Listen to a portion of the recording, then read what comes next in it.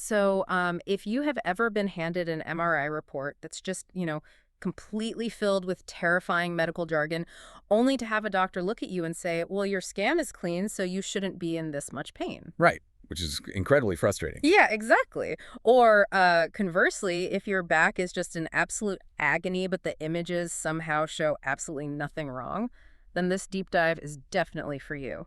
Yeah, we are jumping into what we're basically calling the clinical gap in chronic back pain. Right, because you usually expect a medical diagnosis to be precise, right? Like engineering. Like a broken bone. Exactly. You Huh. break your arm, the x-ray shows the jagged white line, the doctor points to it and says, there it is. Right. It's very binary. The bone is either broken or it isn't. Yeah. And there is this massive psychological comfort in that visibility. Oh, absolutely. We were just wired to want things neatly categorized. Yeah.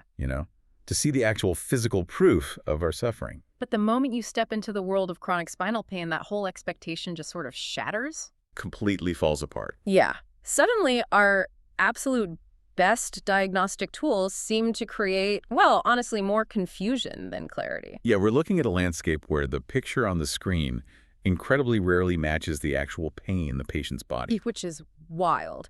And to figure out why this happens, we are pulling together a really fascinating stack of sources today. Some really heavy hitters. Yeah, we're looking at major radiological reviews from the European Spine Journal and Curious, plus clinical practice guidelines for spine surgery and opioid prescribing. And we also have a Department of Veterans Affairs patient guidebook on cognitive behavioral therapy, which is super interesting. Right, because synthesizing all those different perspectives, Mhm. from the radiologist's screen to the surgeon's table to the therapist's chair, is really the only way to actually understand why this gap exists for you. Yeah, and I think the first step is really just looking at the sheer power and also the ultimate blind spot of our best imaging tool, which is the MRI. Okay, yeah, let's unpack this.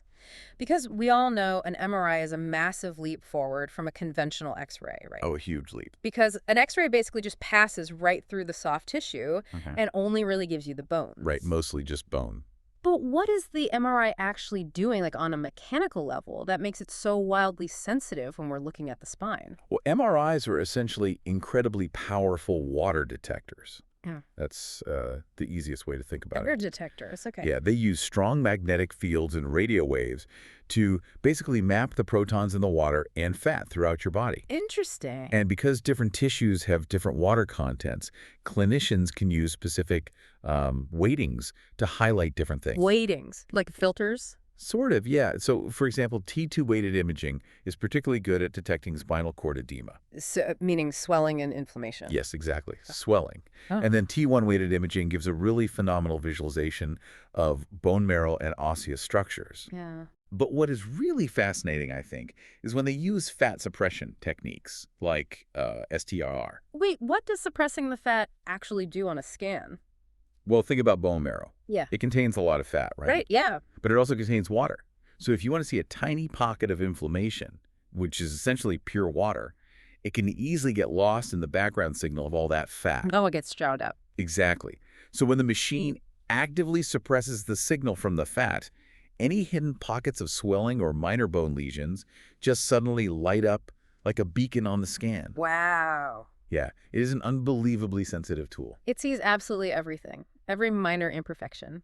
But here is where it gets really interesting to me. Yeah. Because when you have a tool that sees every single flaw, the whole definition of what is actually normal gets completely turned upside down. Oh, 100%. I was looking at the data on asymptomatic patients in our sources, and the numbers frankly seem impossible. The prevalence of abnormalities in people with zero pain is consistently shocking to anyone outside of, musculoskeletal radiology. It totally blew my mind. Like, what did the massive population studies actually show about people who are walking around completely pain-free? Okay, so the classic Bowden study, for instance, it demonstrated that a full third of completely asymptomatic people between the ages of 20 and 80 have clear MRI abnormalities. A third. Just walking around feeling fine. Yeah.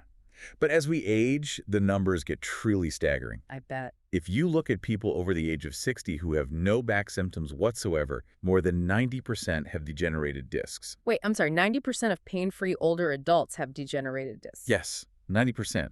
And 36% have herniated discs. 21% has spinal stenosis. That is just wild. That's right. Another massive population-based review we looked at found that 74.4% of completely pain-free people have at least one notable MRI abnormality, Like what kind of abnormality? like loss of disc height or something called a Schmoral lesion. Okay, I have to ask, what actually is a Schmoral lesion? Because honestly, it sounds terrifying on paper. It does sound bad, but it's largely just structural wear and tear. Oh, really? Yeah, it's simply a localized area where the squishy center of a spinal disc has sort of pushed upward or downward into the hard bone of the vertebra itself. Ah, okay. It basically leaves a little dent in the bone. And while it sounds severe, for the vast majority of people, it causes absolutely zero pain. So it's just there. Exactly. Yeah. When you look at all these numbers together, you realize that having an quote-unquote abnormal spine on an MRI is just the statistical norm for a human being who walks upright and experiences gravity. Okay, so it's like taking a super high definition macro photograph of a 60-year-old's face, Oh, right? I like this. Yeah, and you zoom all the way in on their forehead and you diagnose them with severe structural skin degeneration just because they have normal wrinkles. That's exactly it. I mean, it is technically accurate to say the skin has changed, sure, but it's just aging. Like, it's completely normal. The MRI is quite literally showing us the internal wrinkles of the spine. Okay, but wait, I'm stuck on something here. Sure, go ahead. I understand normal wear and tear, the internal wrinkles, but if I look at a scan and it shows the jelly inside a spinal disc actively bursting out like a severe herniation, and it's physically pushing into the space where the nerves live. Right, nerve compression. Yeah, how does that not equal agonizing pain? It's physical compression on a literal nerve. That looks like a smoking gun to me. It looks exactly like a smoking gun. And for decades, honestly, the standard biomedical model of medicine treated it as one. So they just assumed it was the cause. Exactly. The traditional biomedical model operates on a very straightforward premise, which is that all pain is a direct consequence of localized tissue injury. Fix the physical damage, you eliminate the pain. Right. But the clinical guidelines we reviewed surrounding chronic pain management explicitly highlight the failure of this model. Really? The guidelines say it fails. Yeah.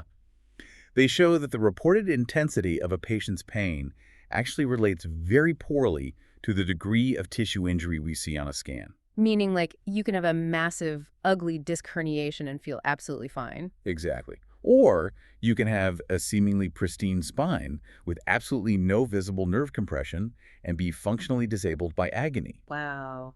The biomedical model fails because it assumes pain is just a hardwired one-way signal from your lower back to your brain. Which it isn't. No, it ignores the reality that pain is an incredibly complex, neurologically constructed experience. Which introduces a massive problem, I would think. Oh, a huge one. Because if so many asymptomatic people have these abnormal, wrinkly MRIs, what happens when a doctor looks at the scan before they truly assess the actual patient sitting in front of them? You trigger a cascade of overtreatment. Oh, man. The physician sees a structural flaw on the screen and naturally feels a professional compulsion to fix it.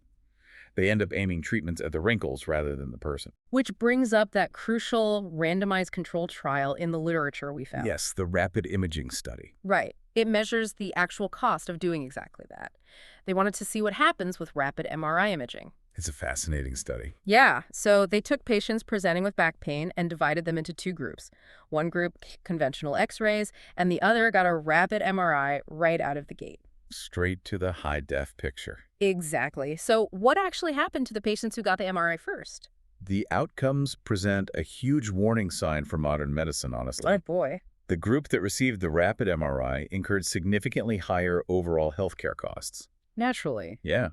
They were also referred to conservative treatments, like physical therapy, far less often. Interesting. And most alarmingly, they experienced a threefold higher rate of surgical intervention. Wait, 3 times as many surgeries?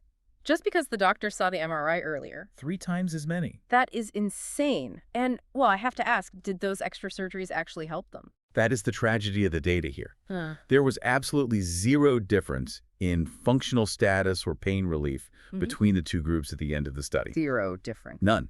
The MRI group went under the knife way more often. They took on all the risks of spinal surgery, but they didn't feel any better than the group that just got a basic x-ray. And we see this exact same dynamic playing out on a massive scale across the entire country, don't we? Unfortunately, yes. Because the DEO study analyzed state-by-state data across the U.S. and found a direct correlation.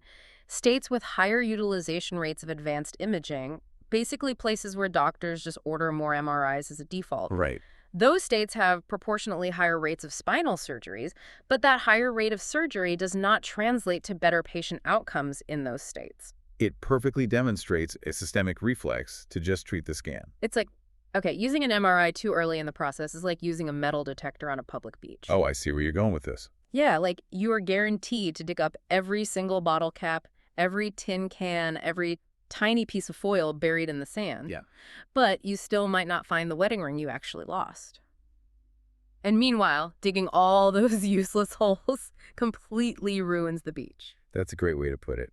And in this clinical scenario, ruining the beach means putting a patient through the severe physical trauma of an unnecessary spinal fusion. Which is terrifying. It is, which is exactly why the American College of Radiology has established very strict appropriateness criteria Right. for patients presenting with nonspecific lower back pain if there are no red flags. Wait, what counts as a red flag? Good question.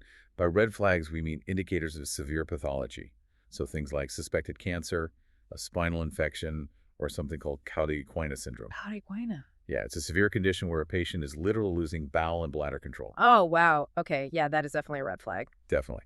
But if those aren't present, the guidelines actually mandate postponing imaging. So, active delay, like do not look at the picture. Hold off entirely. The protocol is to wait until after the patient has completed a rigorous trial of conservative therapy. Like physical therapy. Yes. Give them 6 weeks of targeted physical therapy to see if the body can just calm the inflammation on its own without introducing the psychological anxiety of handing them an abnormal scan report. Right, that anxiety piece is so critical because we've established that treating the scan leads to unnecessary harmful surgeries. Right. But let's look at the flip side of the clinical gap. What happens when the patient is in absolute agony? Their life is just falling apart because of the pain, but the MRI comes back looking totally clean. This brings us to a really profound crisis in pain medicine. Yeah. The sources from the European Spine Journal state that for an overwhelming majority of patients with low back pain, we're talking between 85 and 90%, the precise anatomical root cause is completely unknown. Wait, 85 to 90%? Yes, it is classified clinically as nonspecific. For almost everyone suffering from back pain, the MRI cannot provide a definitive physical reason. Exactly. And that leads to such a devastating patient experience. Because when doctors can't point to a structural flaw on the scan, patients frequently feel gaslit. Oh, constantly. The implicit and sometimes even explicit message they receive is, well, there's nothing mechanically wrong with your spine, so you shouldn't be hurting this much. It must be in your head. Which is just a fundamental misunderstanding of human neurobiology. How so? Because the pain the patient is feeling is absolutely biologically real. It's just that chronic pain operates on entirely different hardware than acute pain. Right. Acute pain is like stepping on a nail. It is direct, immediate warning system. Ouch. Pull a nail out, pain goes away. Exactly. But chronic pain is something else entirely. The prescribing guidelines outline a specific condition called chronic primary pain. Okay. This is defined as pain lasting longer than 3 months that is heavily linked to emotional distress and functional disability. So it's tied to their mental state, too. Yes. And importantly, it appears entirely out of proportion to any observable tissue injury. So if the tissue isn't damaged, what is actually happening in the body to cause all that pain? The guidelines introduce a mechanism called nosoplastic pain. Nosoplastic. Right. In a nosoplastic state, the central nervous system's sensory processing actually becomes augmented and altered. I'm not sure I follow. Think of your nervous system like a car alarm. Okay. Acute pain is the alarm going off because someone actually smashed a window. Makes sense. Nosoplastic pain is the alarm system becoming so hypersensitive and glitchy that it goes off every time a gentle breeze blows across the hood. Oh, wow. The window is perfectly fine, the structure is totally intact, but the alarm system itself is broken and blaring. So there doesn't need to be ongoing tissue damage in the back because the central nervous system is just generating the pain experience all on its own. Precisely. That perfectly explains the Department of Veterans Affairs CBT guidebook we reviewed. Yes, the Cognitive Behavioral Therapy Manual. Right. It really illustrates how chronic pain stops being a purely structural issue and becomes a whole life issue. They detail this thing called the chronic pain cycle. Which shows how physical, cognitive, and emotional factors all reinforce each other. Exactly. The mind and the body are just constantly communicating. The guidebook explains how physical factors like muscle tension from guarding your sore back, right? Right, because you're stiffening up to protect it. Yeah, that physically reduces blood flow to those muscles, which causes a buildup of lactic acid, generating more pain. And then that feeds into the cognitive thoughts. Yes, like catastrophizing and always expecting the worst.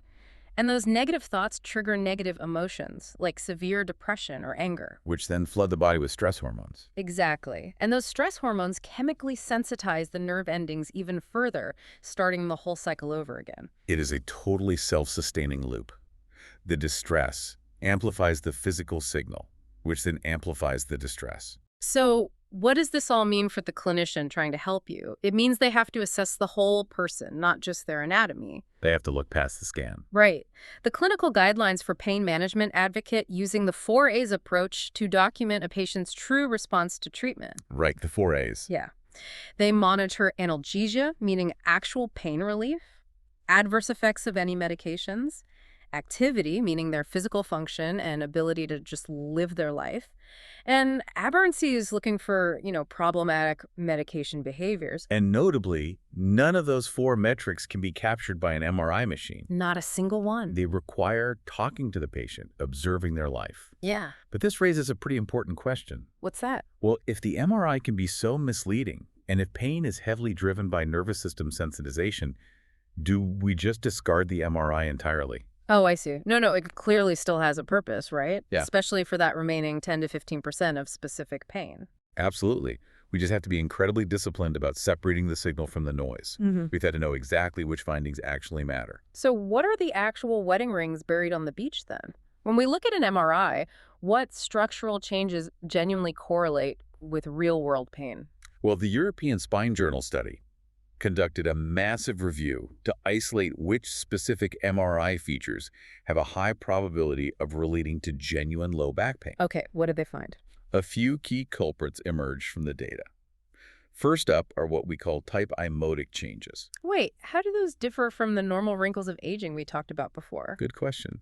So a normal degenerating disc is basically just losing water and shrinking over time. Okay. But a type imotic change indicates that the normal bone marrow inside the vertebra is actually being replaced by vascularized granulation tissue. That sounds intense. It is. It's a sign of active, really aggressive inflammation. And because that tissue is inflamed, it actively secretes chemicals that directly irritate the nerve endings in the bone. So it isn't just structural wear, it is an active biochemical pain generator. Okay, so active inflammation in the bone marrow is a real signal. What else makes the cut? They also identified end plate defects. End plates. Yeah, the end plate is the vital layer of cartilage where the disc physically attaches to the bone. When that breaks down, it disrupts the nutrient flow to the disc. Okay, that makes sense. And of course, actual severe disc herniations and spinal canal stenosis, which is where the physical space for the spinal cord or nerve roots is severely narrowed, causing mechanical compression. Right. Those are the findings that actually hold up under statistical scrutiny. But let me challenge that for a second. Sure. If we know that specific things like herniations and stenosis can cause pain, how does a surgeon actually decide when to operate? Because of the asymptomatic population. Exactly. Because as we said earlier, 36% of older adults have herniations and feel totally fine. Right. How do they know this specific herniation is causing this specific patient's agony? That is where the rigid protocols of surgical intervention come into play. And the case report we reviewed from Pain Medicine Case Reports is just a brilliant illustration of how to use the MRI correctly to solve that exact problem. Oh, I found that case utterly fascinating and honestly a little heartbreaking. It really was. It was a 43-year-old woman suffering from chronic right-sided radicular back pain. Radicular meaning severe pain shooting down the nerve into her right leg. Exactly. And she had a very extensive surgical history. She had already endured 3 prior lumbar microdiscectomies. 3 surgeries. And she was still in agony. Still in agony. Her doctors had actually given up on a structural fix at that point. They referred her for a spinal cord stimulator implant, essentially deciding to just scramble the pain signals in her nervous system because they couldn't fix the structure. But before they implanted the device, they ordered one more scan, And importantly, it was an MRI with and without contrast dye. Yes. Why is the contrast necessary there? Because in a spine that has been operated on 3 times, there is a lot going on. Yeah. It is incredibly difficult to differentiate between normal post-surgical scar tissue and a newly recurrent disc herniation. They just look like a blur? Pretty much. Yeah. On a standard non-contrast MRI, they look like the exact same gray mass. Got it. But when you inject contrast dye, the tissues behave very differently. Because scar tissue has a dense blood supply, it absorbs the dye and enhances or lights up on the scan. Oh, that's clever. Yeah, and a piece of dead herniated disc material does not absorb it. Okay, so what did they find for her? In this woman's case, that highly targeted contrast scan revealed a recurrent disc herniation perfectly disguised right within the old surgical scar tissue. Wow. So because they used the specific diagnostic tool looking for a very specific mechanism, they found the actual physical cause. Yes. And they canceled the stimulator and successfully treated her with a spinal fusion. They did. But, and this is crucial, the MRI alone didn't dictate that surgery. Yeah. No. The overarching surgical guidelines demand what is called clinical radiological concordance. Okay, break that down for me. Basically, abnormal imaging is never enough to justify surgery on its own. The imaging must directly match objective physical deficits found during a physical neurological exam. Meaning the picture on the screen has to tell the exact same story as the patient's actual body. Precisely. If the MRI shows a pinched nerve root on the left side of the spine, but the patient complains of pain shooting down their right leg, you do not operate. Right. Or if the scan shows a herniation at the L4 level, but the patient has asymmetric reflex changes or, dermatomal sensory loss, meaning numbness, that corresponds to the S1 nerve root, you do not operate. Because they don't match. Exactly. The structural flaw has to correlate perfectly with the functional deficit. Clinical radiological concordance. If they don't match, you're treating the scan, not the patient. And treating the scan is exactly how patients end up with 3 failed surgeries. So what does this all mean for you listening to this deep dive? It means that an MRI is a miraculous feat of engineering. Truly. But at the end of the day, it is merely a high-definition photograph of your anatomy.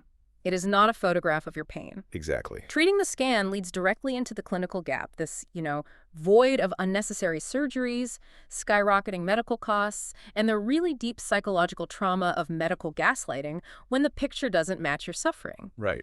But treating the person utilizing a biopsychosocial approach that respects the really complex nosoplastic reality of chronic pain, understanding that your nervous system can amplify pain long after the tissue has actually healed, that is how modern medicine can finally bridge that gap. It demands a massive paradigm shift. We have to move away from demanding simple mechanical fixes for deeply complex biological and psychological realities. Absolutely. Which leaves us with a final sort of lingering question for you to consider. Well, the science of nosoplastic pain clearly demonstrates that our emotional state, our baseline stress, and our social environment can literally biologically sensitize our nervous system, right? Turning up the volume dial on physical pain. Right. If that is true, what does that mean for the environments we spend most of our lives in? Oh, wow. Are our relentless high-stress workplaces and always-on work cultures doing more than just burning us out mentally? Are they actively contributing to a massive structural public health crisis of chronic physical pain? A structural abnormality that no MRI machine will ever be able to capture. Exactly. The diagnostic waters are definitely murky, but hopefully we've helped clear them up just a little bit for you today. Thanks for joining us on this deep dive.